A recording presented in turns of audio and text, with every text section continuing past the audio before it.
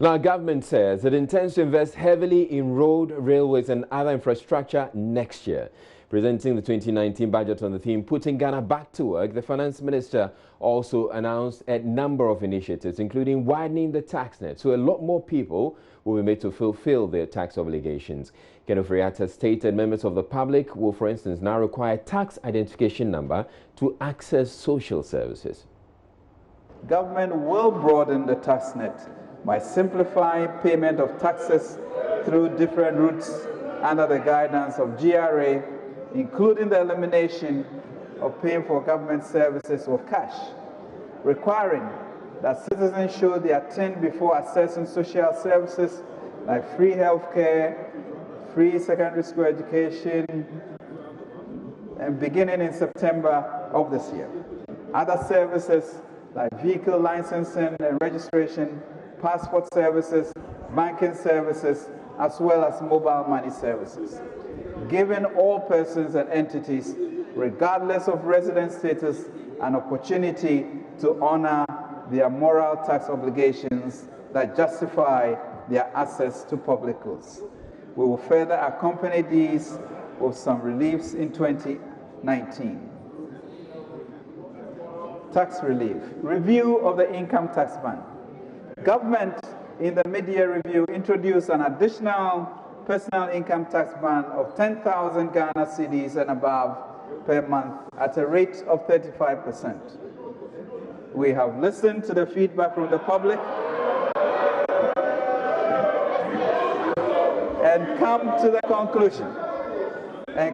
conclusion that some relief from this tax measure in the middle class is justified. Accordingly, government proposes to review this band to impact monthly income above 20,000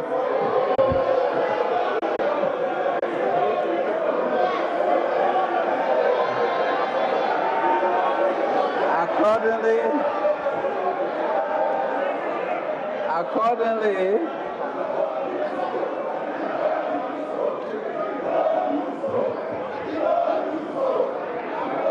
Mr. Speaker,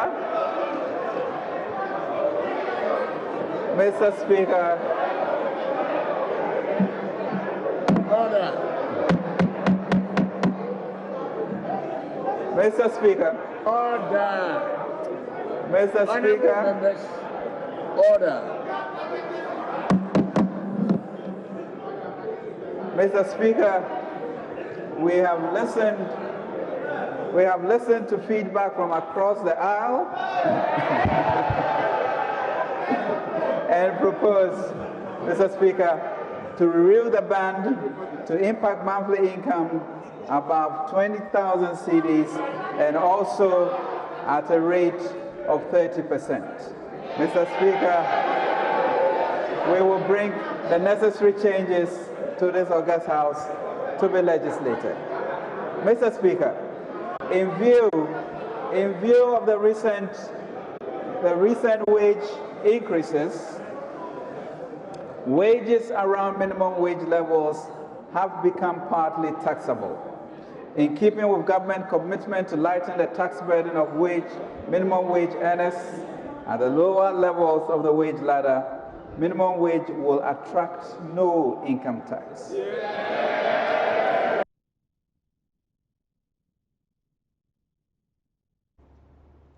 He says 2.5 billion cedis will go into infrastructure. Mr. Friata also revealed government intends to organize 2 fundraisers to cater for the building of the National Cathedral. The National Cathedral project will also bequeath to the country a gracious national park for all Ghanaians, bring new skills, technology and jobs to the country, and will act as a beacon to national, regional, and international spiritual tourists. Mr. Speaker, the state is facilitating this process by providing the land, the secretariat, and some seed money for the preparatory phase. Mr. Speaker, the President is determined that the building of the National Cathedral would not put undue financial burden on the state. He has therefore proposed a partnership between the state and the Ghanaian Christian community, both at home and in the diaspora. The formal launch of this national fundraising campaign is slated for December 28, 2018 in Ghana and February 2019 in the US. The National Cathedral Partnership Framework operationalizes and indeed is a practical expression of the social partnership envisaged to foster participatory development of country as our collective goal. This, we hope, Mr. Speaker, will be counted as righteousness for the nation. The Planting for Food and Jobs program, the Finance Minister says, will be expanded next year. In 2019, we plan, Mr. Speaker, to expand the program to cover 1 million farmers. Never before, Mr. Speaker, in our history, since the cocoa industry, have we given so much prominence to our farmers. In 2019, government will launch the livestock model of Planting for Food and Jobs called Rearing for Food and Jobs, with the objective of increasing the production of selected livestock, especially poultry. Mr. Speaker, we believe we can leverage the PFJ and the RFJ programs and our other efforts in agriculture to reduce our large imports. Well, the minority is describing the 2019 budget as dead on arrival. Cassil Atu-Forsing speaks for the minority. That previous administration awarded and contractors have worked and they are yet to be paid. It's about 730 million. Okay. Those that has been abandoned, if they are to complete it, it's about 750 million. The two put together, let me say it's about 1.5 billion. Right. Within 2017 and 2018, they have taken 1.6 billion from Get Fund. So that money alone would have been enough to pay for those abandoned jobs and also to pay the contractors. So it is because of their own policies that this thing has arisen. And so nobody can blame the previous administration. That is what I'm talking about. So this is going to come to you for deliberation, obviously. Thank you. I wonder what exactly will be your steer? What's the big headline from the minority on this budget? What will you be seeking to achieve? What will you be seeking to achieve when you get it for deliberation? For us, we are going to check the numbers. Because what we have seen here is that most of the statements that they have made are not supported by the fiscal. For example, they've said that they are going to borrow 3 billion euro bonds from the bond market, $3 billion. That 3 billion, if you go to the fiscal table, is 2 billion. The number of projects that they've announced is also not supported by the fiscal. And that is why I've said that this budget is dead on arrival. It is dead on arrival. I won't be surprised that in the mid-year 2019, around June, the finance minister will come back to this house and revise all his numbers, because these numbers cannot be achieved. They are not achievable. Well, you're watching JoyNews Prime. We're taking a break, but still ahead in the bulletin, we would be speaking with Dr. Ebo Texing. He's a senior economist at the University of Ghana to tell us what he makes of the 2019 budget. We would also be joined in the studio by a trader who will be telling us what he makes of all of that. Do stay tuned. We'll be back in a bit.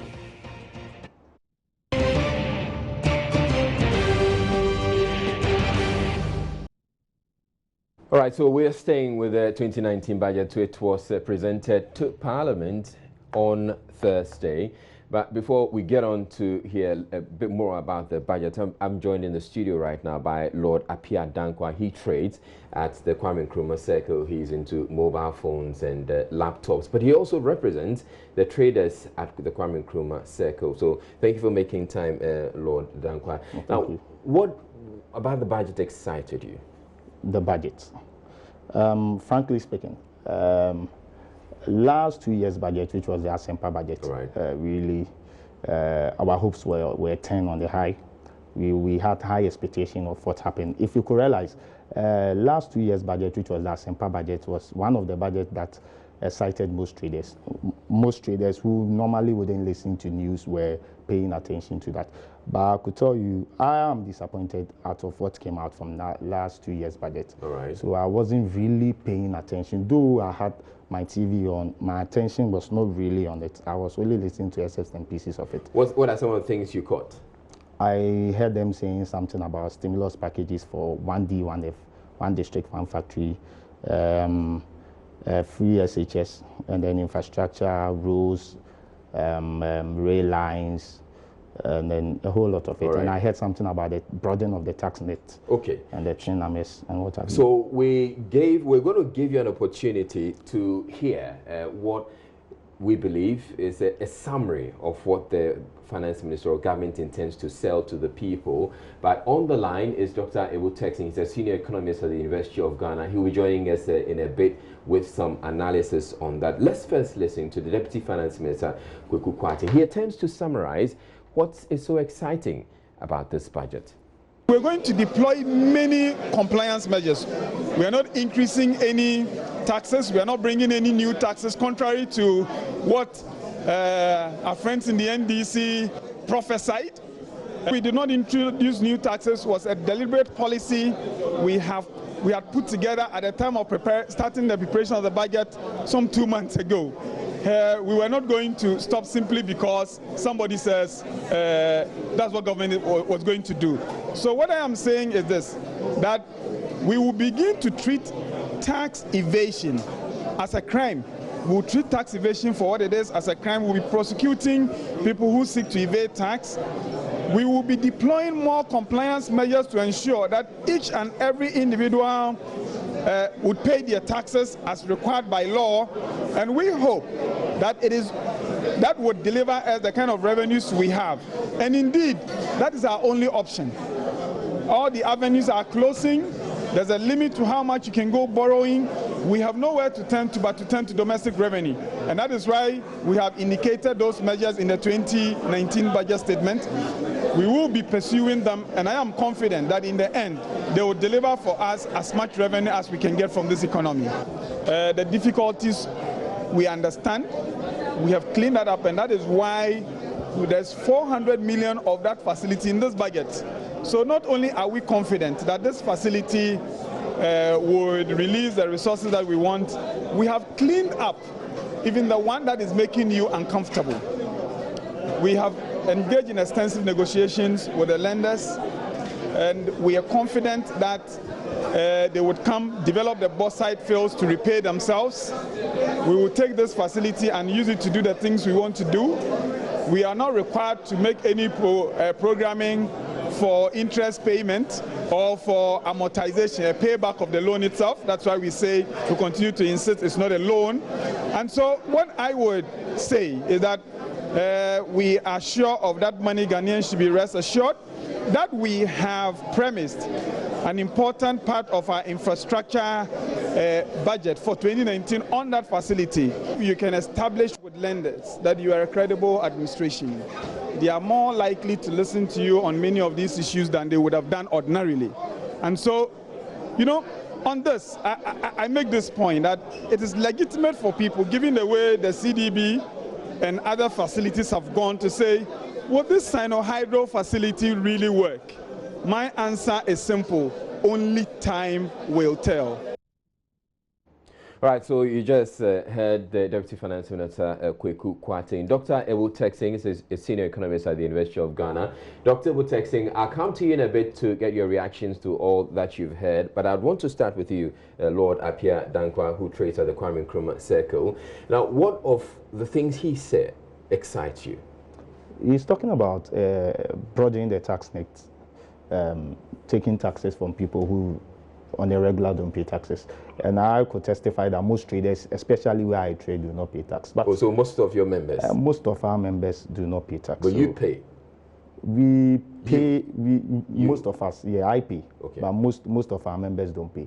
The thing is, we have issues. Does it worry them that now government says, I'm going to make sure you pay? If government is going to make sure we pay, government should do the things that we require of them to do. Such as? Such as we have issues worrying us as traders. All right, you tell us. We could realize last year we were here all over the studio, all over the news, talking to government to make sure that GIPC law that prohibits foreigners from trading in our market will be done.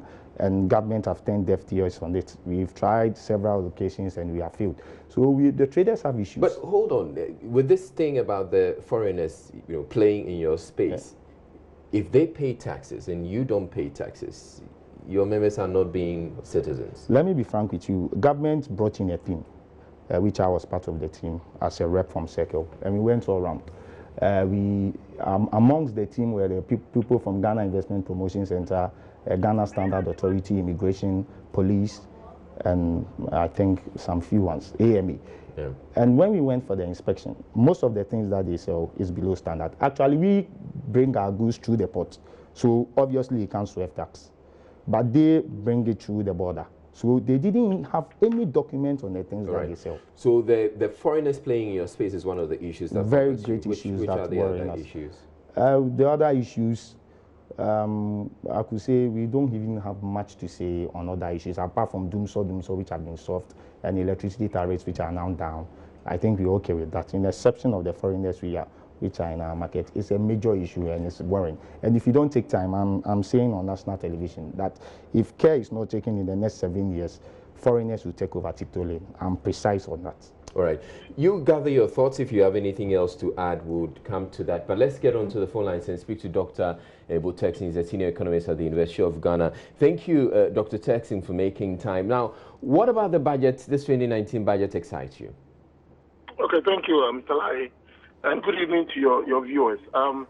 There's the 6 pillars that the 2019 budget stands on are exciting. The first one is infrastructure. I mean, a country like Ghana, which is seeking to develop to a level that we expect our country to go to, will need a basic infrastructure that will expand the economy. If you are looking at generating employment, if you are looking at creating jobs, we need to expand our infrastructure, both the hard and soft infrastructure.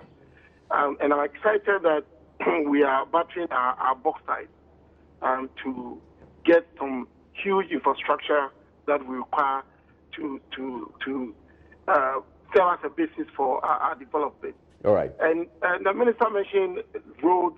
I'm particularly excited about the rail transport because really, if you look at the fact that majority of what we produce are agricultural products, and these are quite bulky, and normally would rather be better to move by rail, then it's exciting because not only are our farmers going to have access to their market faster than they otherwise would have, but also the link from Tema to Burkina Faso, from Aflao to Elubu, is opening up the West Africa market to our domestic friends. Dr. Texting, since you just talked about rail, I'd like you to hold on a bit. We'll listen to what the finance minister had to say about the railway sector.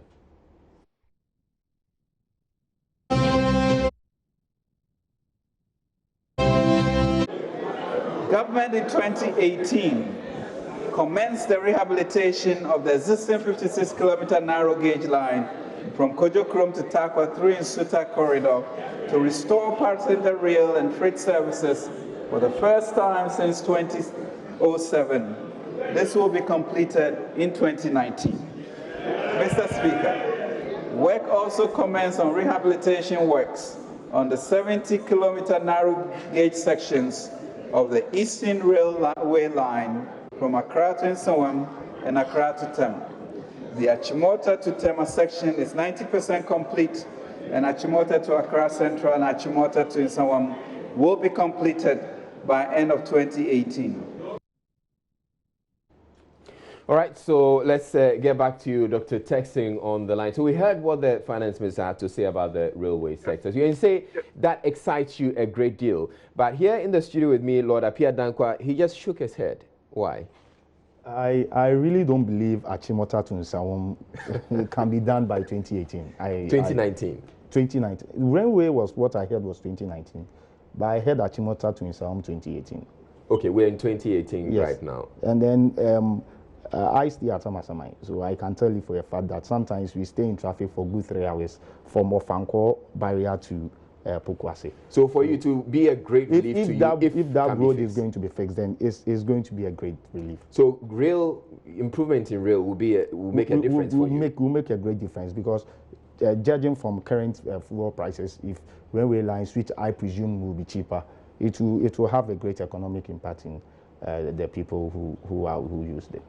All right, so we still have Dr. Texi on the line. So infrastructure excites railway, excites Lord here, and it excites you as well. What are the other themes that you said mentioned that you said excites you? Okay, apart from infrastructure, there are other infrastructure that I will not have time to talk about. But yes. Apart from that, I'm also excited about the need to modernize agriculture. I mean, if you look at the current government's industrialization strategy, hinge on the 1D, 1F. One district, one factory is one of the ways that we would have tackled our structural bottleneck that has made Ghana an import-dependent country. Now, a district and a factory means that we are now going to add value to agricultural produce that we produce in abundance. And that would mean that we are now producing high value addition products that will serve as alternative to what we are now importing. Which means that if I'm a trader and I import toothpick, I import canned tomatoes from abroad, and it's being produced here, I don't need to go chasing dollars to bring them in. I can buy them from this economy. Yeah. So that would mean that our import bill will decline, the pressure on our cedi will tone down, our cedi will now begin to hold its own against the dollar. Dr. Texi, now that yes. all sounds well and good, but we have heard lots of times about modernizing agriculture and producing stuff that typically we have to import. How feasible are these ambitions? I mean, so right from what the minister said in Parliament today, that partly the planting for food and jobs was partly responsible for the growth of agriculture to 8% in 2017, and even expecting much more in that. I mean, if we are not only paying lip service to these things, and that's the problem, Dr. Texi, because it tends to happen that we talk about lots of these things in the budget, except that they never materialize.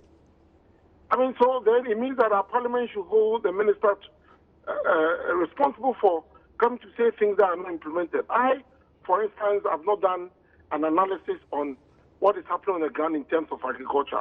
But I know certainly that in terms of the 1D, 1F, I know some factories that have started producing. Now, if we are not careful and we roll out this 1D, 1F without getting agriculture to serve as the backup to provide the raw materials for these factories that we are putting up, then we are going back to our import substitution industrialization that we pursued just after we gained independence in the early 1960s, when we set up so many factories, but we are not concerned about agriculture, and up to a point, there were no raw materials to feed those factories. And so they collapsed. So it's critical that the government would, as it rolls out the 1D, 1F, should be proactive in making sure that the sort of initiatives that they claim to be making in modernizing agriculture are actually being done. Because sooner than later, these factories, once they start and they are running, will need the raw materials to become productive. And it's critical that we get to do that. Not only that, even if we modernize agriculture, then we also reduce our import demand of food. Because there's no reason why a country like Ghana we should import food when they have abundant resources that normally do well in terms of agriculture. Yes. So it means that we need to critically make sure that almost all the initiatives that are outlined in the budget are initiatives that are being pursued on the ground to yield the necessary results that we need, because the industrialization drive will depend so much on agriculture. Right. That is why these two policies are also quite exciting. And if you listen to the sort of initiatives that is being planned for 2019, you become excited about it. All right, so Dr. Texi, you sound very excited about some of the things that have been listed in the budget. But the excitement should materialize when these things are fulfilled. But Precisely. how confident are you that we are actually going to see these things materialize? Now, Mr. Lai, for me, the government so far, I'm not the government spokesman, but so far, looking at the economy, we've seen our economy rebounding back from where it was when the IMF came in. The macro indicators are well. We've seen the commodities exchange being established. Dr. Texin, you talk about the economy rebounding. Are you just looking at the macroeconomic figures? Because there are people who are looking at what actually on the ground, and or just hold on, Dr. Texin, for me. So Dr. Texin is talking about the fact that the economy is rebounding. What do you make of it? These are, for us, or for most traders, or for most Ghanaians who are not economists like he is, like one president said, inflation, GDP growth is what we feel in our pocket. We have minimal idea on all those things. All what we want to say is budget. Obviously, I don't think we could hear bad news in budget apart from tax increases. I don't think any government will come with bad news from the budget, because these are the things that they project to do. And I don't think they will think of doing any bad things that will worry Ghanaians. So good news, yes, we will hear good news, but implementing it to the benefit of all of us. So that you can feel it in your pocket. Yes, that is what we are talking about. All right, so Dr. Texi, you heard Lord Appiah Dankwa. He says that the macroeconomic indicators you're talking about don't matter that much to them if they're not feeling it in their pockets. Mr. Lai, you know what? I mean, nowhere in this world would an improvement in the macro indicators of the stability of the economy before directly in pocket. I mean, why not? Why not? Yeah, so let me explain. So if a budget is going to be read or an economy is doing well and the indicators are good, and you want that to translate in your pocket without being productive, any money that comes to your pocket he is being productive. good money. Lord Appiah Dankwa is being productive. Sure, let me explain. So look at what has happened so far. Supposing the economy is expanded, inflation is low, investors are coming in. For Lord and his people who he speaks for, the job opportunities that will come with attracting the direct investment into the economy is something that we should be excited about. We have three main producers of cars globally coming in to say we are going to make Ghana a West African hub. They will not go into an economy where the macro indicators are not good. So that should excite us that Design, Volkswagen, and then Sinotech are coming into Ghana to assemble cars here. The rippling effect of that activity alone on the Ghanaian economy is something that should excite us. All right. Because the jobs are going to be created, so that for me, as a Ghanaian, I should be excited, because if I have nephews and nieces who have completed school and are looking for jobs to do, they can get jobs working, to do, and every day I have to remit them, and I'm excited that jobs are being created, employment opportunities are being available.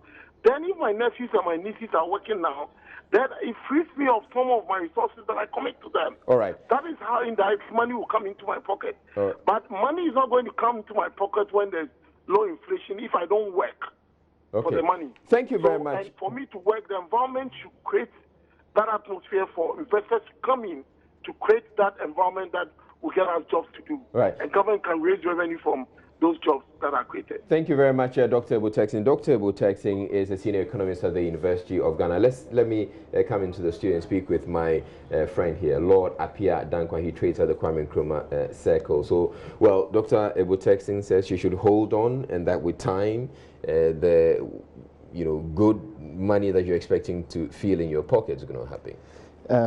Like I said initially, with the reduction of electricity tariffs, we are feeling it in our pocket. So you like because that? Yeah. It has been implemented. Yes. So we are having direct feelings from our pockets.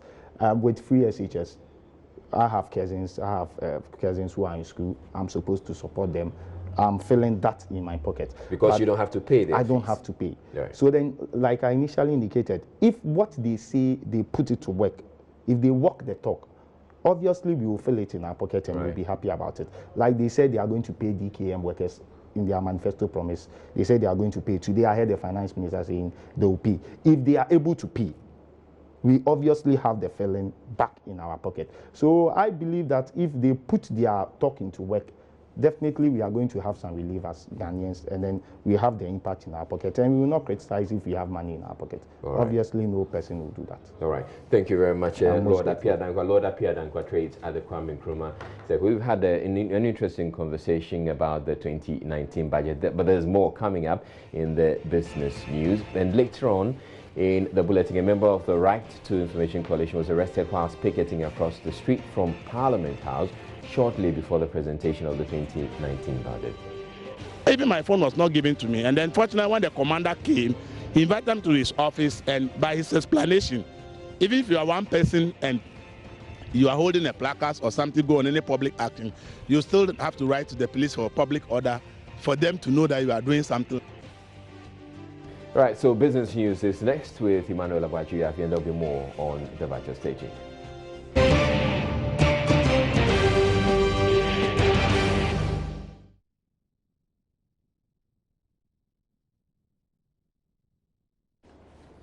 Now, a member of the Media Coalition for the passage of the Right to Information Bill was earlier Thursday picked up by police for picketing in front of the Accra International Conference Centre shortly before the presentation of the 2019 budget.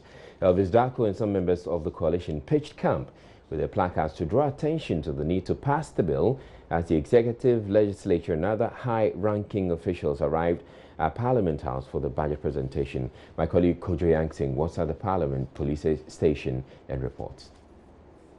Elvis Darko, who is a member of the Media Coalition for the passage of the RTI bill, has been arrested by Parliament Police. Now, I want to find out why he's been arrested and understand whether or not he broke any laws and why they are holding him. We have credible information that one of the police officers who arrested him issued a threat to deal with him. So we'll find out from the police here what exactly is happening and why they've decided to arrest a member of the media. So here we are at the Parliament's police station. Hello, good morning to all of you. As it turns out, the matter has now been resolved. We have with us Elvis Darko, who was brought here to the Parliament Police Station. But let's find out what actually happened when he was brought here. Elvis. You seem to be running in with the police in Parliament quite a lot. What happened this time? Well, this morning we said because of the RTI and the budget, we just come and stand in front of a conference center, which is just opposite the Parliament House, and hold placards just asking Parliament to pass the law, so that as the lawmakers pass by, they will see the message that we're asking that RTI law should be passed. So myself and some of my colleagues were just standing there. And then one police officer comes and says, oh, we can't stand there, we should move all the way beyond the gate. When you're coming on the road, you see there's a gate before you come in front of us. We should move beyond that gate. And we said, oh, but that will be far, because we want the MPs to see what we are doing. So where they are sending it is not right. So then one officer came in and said, okay, he is calling his boss to complain to him that we are on a protest in front of Parliament. So once that conversation was going on, then the convoy of the Vice President just passed by to the conference center. All I saw was a four-wheel drive, went in front of the Parliament House, and then a police officer and a military officer alighted. So they came and they were trying to push us away. Then all I could see was that the military officer just took the placards from my colleague Gilbert and broke the placard and crossed the road to go and dump it in a dustbin. Are you saying this is a military officer who works with the Vice President's detail? Yes, a military officer who works with the Vice President's detail. They were in a four-wheel drive. So he broke the placards and decided to go and dump it, cross the road to go and dump it in a dustbin. So then I took my phone to take the picture of his action, what he was doing. Then he got angry with another police officer. They came and then they attacked me and took my phone away from me. Now, why did I take picture of a police or military officer, and that is against the law? I shouldn't have done that. So they've seized my phone. I said, no, they can't seize my phone, because the place is an open place, and if I take a picture of a public official on duty, I don't know what is wrong with that for them to take my phone. But it didn't work out. So then they said I should come with them to the police station at Parliament. So then I said, okay, I will walk. They said no, I should board their vehicle. So then I had to board their vehicle. When they brought me here, they asked me to sit behind the counter back. Then the officer who brought me gave a statement and said they saw us in front of the conference center holding placards and that they think that is against the rules. That is why he's brought me to the police station. Then I asked that, can I have access to my phone, at least to call somebody?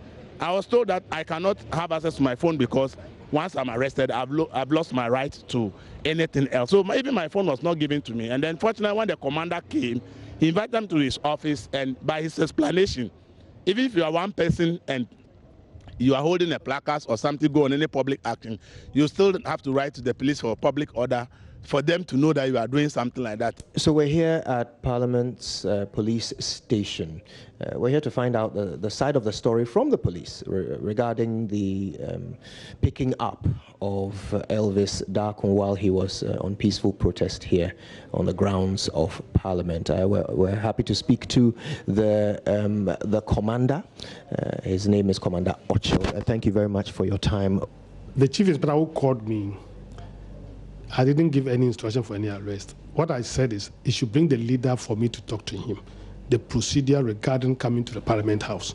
So he was not arrested, and nobody gave instruction for him to be arrested. So now that he is reporting that his phone was taken away and he was told that he has lost his rights, are you going to investigate and find out how he was treated in that manner? Because according to you, he shouldn't have been arrested, so that was unlawful. What I'm saying is the gentleman was not arrested, but they came with him because I instructed they should bring him for me to explain to him. This is not the first time we are encountering. The last time they came, I explained to him.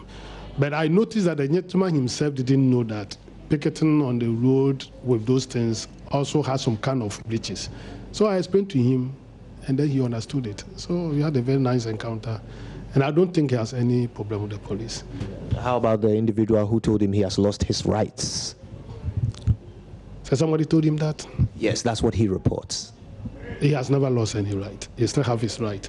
And my doors are always open. If he still want to come, he should come. I will advise him as to how the best way to come here. So he's always welcome. You notice that when he came, the encounter was very friendly. So I invited him. I did not cause his arrest. Why was his phone taken? He said the phone was taken? Yes. Oh, okay. Probably, I don't know why the phone was taken.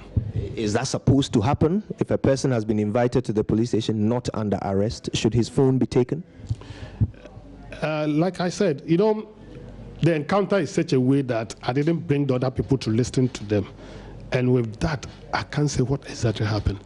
If you had made those allegations here, I would have also gone into it and found out what happened. Now, barring any last-minute changes, delegates of the opposition National Democratic Congress, NDC, will converge at the Trade Fair site this Saturday to elect the national executives to steer the affairs of the party for the next 4 years. In all, 65 candidates are vying for various national executive positions. Kwesi Parker-Wilson has the rest of the story. The Trade Fair site is awash with posters and banners of candidates, while some supporters of other candidates were seen busily mounting billboards. Preparations at the event center is underway, indicating the party's readiness for Saturday's Congress. Vice Chair of the Planning Committee, Alex Segbefia, says all arrangements have been made for a successful Congress. We intend to house something in the region of 13,000 people in the Dome, 9,000 approximately who are delegates, and 4,000 odd observers. And the observers will be segregated from the delegates. Only those with observer, delegates, and other recognized tags would be allowed into the Dome. Spillovers of people who will also be given what we call the round pavilion tags will be situated in the round pavilion which is behind us. He also outlined the guidelines for the voting process. The whole idea is that no polling station will have a minimum of 5 polling stations, possibly even 6. And no polling station will have more than 2 regions to deal with. And so that and there will be also an increased number of voting positions, polling booths, which would mean that you can speed up the process, because that's what people waiting for people to actually do what they have to do sometimes is what causes the delay. How many polling booths are we looking at for each? I think 4 for each region. I think there are 10 10 sites per region. Greater Accra Regional Chair of the party, Adikoko, says accommodation arrangements have been secured for delegates from other regions. 72 hotels, and it's going up. The hotel starts from Amasaman all the way to Tema Enclave. When we started here this afternoon, we realized that we need about 10 or 20 more to add to it here. He also shared his expectations ahead of the Congress. I will appeal to all delegates to obey the rules, the signs, all the instructions that have been given to them by their chairman. They should abide by it. And if you are not a delegate, if you are not accredited, don't go to an area where you're going to create confusion. And so everybody should abide by the rules and regulations that the planning committee has put in place. Kwesi Parker Wilson, reporting for Joy News, Accra. The Northern Regional Minister Salif Hussaid has given two groups in Leposi in the Nanumba North Municipality of the Northern Region a one-week ultimatum to resolve a dispute over the siting of a yam market and report back to the Regional Security Committee. He said a matter concerning location of a market should not degenerate into a conflict. Northern Region correspondent Martina Bugri reports. Addressing the two groups in Leposi, Mr. Said tasked the municipal chief executive of the area to liaise with the two groups in the center of this disagreement and come up with a peaceful resolution. I am taxing the municipal chief executive together with the municipal security of the Nanumba North District Assembly to liaise with the chiefs and people of this area, both the Nanumbes and the Konkomes, to see what they can do within a week to resolve on the location so that the next coming market, they can start the yam market. That is the reason why we are here. We need peace. If the peace is there, all the development we need will come. He said as peacemakers, it was the responsibility of RECSEC to intervene to nip the matter in the bud. Some few days ago, we heard of the establishment of a yam market, which led to some little misunderstanding with regards to the location of the market. And as peacemakers in the region, it is our responsibility to come and appeal to the opinion leaders here to see how they can come to a consensus with regards to the location. Mr. Said said the idea of establishing a yam market on their own as a community is a laudable idea which government supports because of the benefit it brings. He said such a laudable idea should rather unite the people and not divide them. Because one of the goals we have, we don't do galamsey. The people in this area, they don't do galamsey. They farm. And for them, the galamsey people, they do it to get gold. For us, the gold we have in this part of the country and in the region is yams. And the yams is a cash crop. It gives them money. So for them to come out to say they want to establish a yam market is a very fantastic, laudable idea.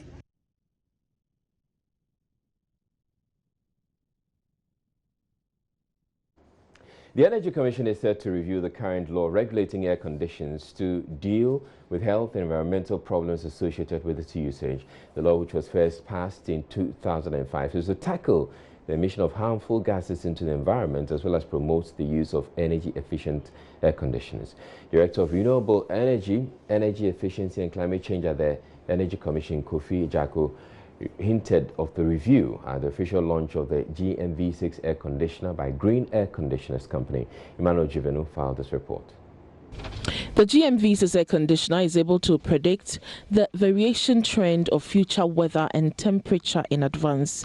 It controls the compressor oil temperature heating belt intelligently, which can reduce 80% of startup time for electronic heating.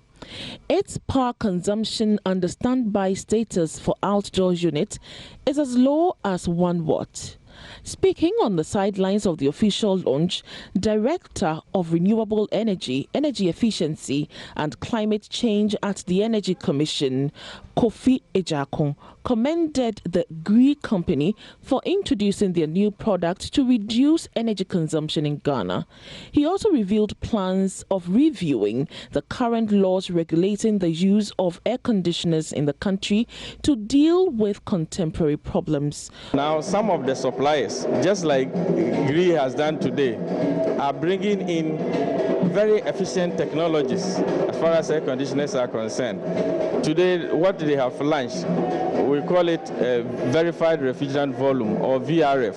It is very, very energy efficient. Technology has evolved. All these technologies have come out. So there was the need for us to revise those standards to take the new technology into consideration so that we can shape the market. And having revised the standards, it calls for revision of the law that governs the standards as well.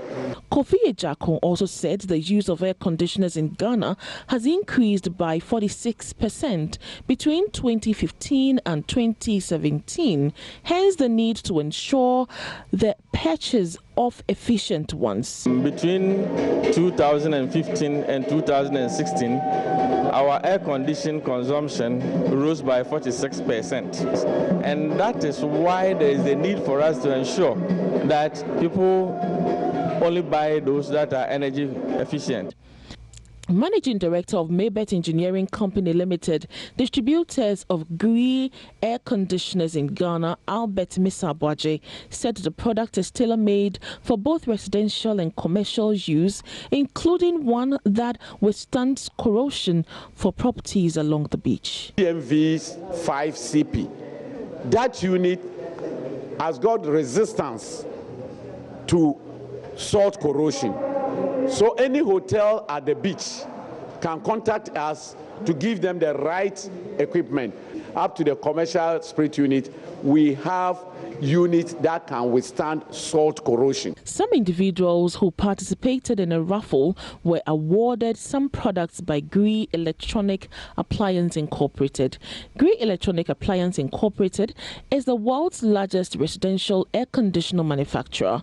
Ghana is the second African country to launch the GMV air conditioner after South Africa. Technology is changing everything today, from the way we interact among ourselves as a people to things as intricate as remotely turning off your iron, or in case you left it on the ironing board before leaving home today. But that is not all. You can now save electricity consumption of your appliances by this smart home app. We tell you how, all about it, in today's Tech Thursday story by Komlado. A typical workstation of a computer engineer. Joshua's desk is a clutter of bulbs, wires, sockets, fuses, batteries, and circuits. And perhaps so are the many creative ideas in his head. But he has finally developed one, an app that will save you some cash on electricity bills. One of the installations here, the smart home, with the help of an app on the Android phone, is able to notify you about appliances that are still on in your home when you step out. So for instance, if you forget to turn off your lights or your appliances, leaving them on the whole day for them to go wasted, you can just take your phone with the app and then turn them off. So when you are driving home, cruising in your air-conditioned car, you could actually remotely turn on the air condition in your living room to save yourself the sweat in the heat of a room, all with this app. But Ghana here, I realize we produce so much energy and most of them go wasted. And we end up paying so much in energy. So with this device, it's going to help us utilize the energy we produce or use in our home.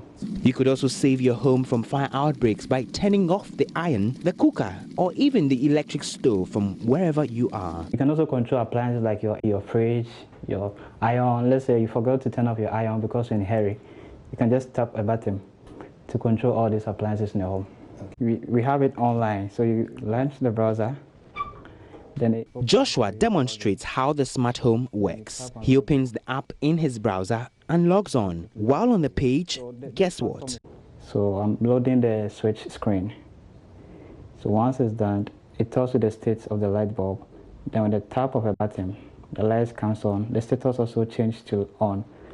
This tells you that the device are already on. On the tap of a button, the device goes off and the status also go off. Whenever the device is on, you also get other information like the power consumption of the device and then the energy or the current that the light bulb is consuming. So currently it's consuming 0.17 ampere. That's the current. So if you leave it on for like the whole day, it will tell you how much you consume the whole day. The smart home prototype, as he shows me, will enable you calculate how much electricity you consume, and that will tell how much you actually purchase. The advantage of this device is when you buy a device and it's consuming less, and after 6 months it starts consuming like 3 times or 4 times, the device will tell you. So you know that maybe there's something wrong with your device or you have to change it. So these are some of the data or information that we believe it to be relevant for our houses, so that you don't end up buying so much energy, not because you're using all those energy, but because some devices or appliances you have is faulty and it's consuming a lot of energy. At 26, Joshua has built the prototypes of other apps like Smart Bin, Smart Smoke Detector, and others we will explore in our next edition. For now, the smart home is being upscaled and will soon be available on Play Store and iOS.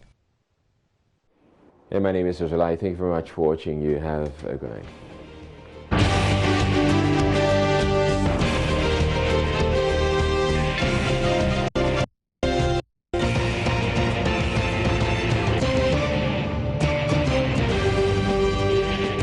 This is JoyNews Prime.